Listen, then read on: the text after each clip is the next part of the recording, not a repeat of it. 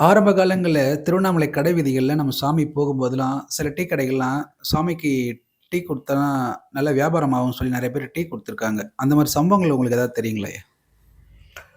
சுவாமிக்கு இந்த மாதிரி ஆகாரம் கொடுத்த கடைகள்லாம் வளர்ச்சி பெற்றிருக்கு.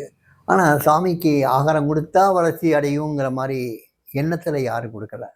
எல்லாமே ஒரு பக்தி சிரத்துல குடுத்துருப்பாங்க. இல்லாட்டா இரக்கப்பட்டு குடுத்துருப்பாங்க. இல்லைன்னா வந்து ஞானிகள் நெனச்சு குடுத்துருப்பாங்க. அவங்களுக்கு சேவை செய்யணும்னு நெனச்சு குடுத்துருப்பாங்க. வியாபாரமா நெனச்சு குடுத்தது ரொம்ப அபூர்வம். வியாபாரமா நெனச்சு குடுத்தது வியாபாரமா நெனச்சா காசு கேட்டுருப்பாங்கல்ல. காசு கேட்கலையே! இப்ப வந்து கோவிந்தப்பட்டு வந்து ஆகாரத்த வந்து உடுப்பி ஹோட்டல்ல குடுத்தாருன்னா, அது பக்தி சிரத்தையில குடுத்தது. அதே மாரி இன்னும் சில கடையில சுத்த டீ ஹவுஸ்லாம் வந்து முந்தி சப்பாத்தி குடுப்பாரு. அப்புறம் அதுலருந்து சப்பாத்தி சாமி காசு குடுத்தே அங்க வாங்கிட்டு வர சொல்லுவாரு. அகிலந்த காஃபி பார்லாம் பார்த்தீங்கன்னா, முதல்ல வந்து காஃபி சாமி போகும்போதெல்லாம் குடுப்பாங்க. அதுக்கப்புறம் காசு குடுத்தே காஃபி வாங்கிட்டு வர சொல்லுவாரு. அந்த கடையில தான் வாங்கிட்டு வர சொல்லுவாரு. இல்லாட்டா உடுப்பி கடை பிருந்தாவன்லருந்து வாங்கிட்டு வர சொல்லுவாரு.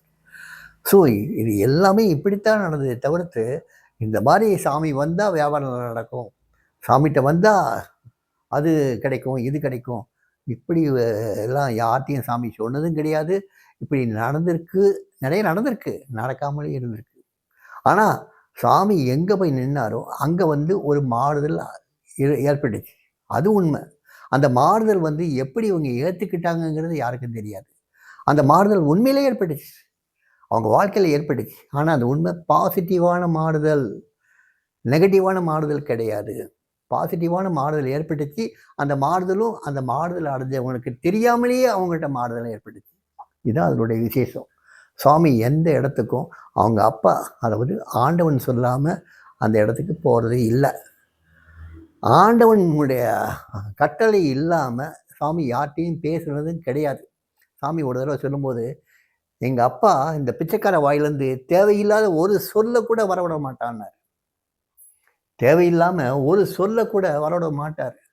அதனால சாமி தன்னுடைய இத வந்து பிரபாவத்த வந்து சாமி யார்ட்டயும் காட்டுற மாரிலாம் கிடையாது. ஆனா, அது தன்னால வெளிப்படுதுல்ல. தன்னால வெளிப்படுது. அந்த வெளிப்பட்டத வந்து உணர்ந்தவங்க நம்ம கொஞ்சம் பேரு. உணராம அப்படியே போய்க்கிட்டு இருக்கவங்க ரொம்ப பேர்.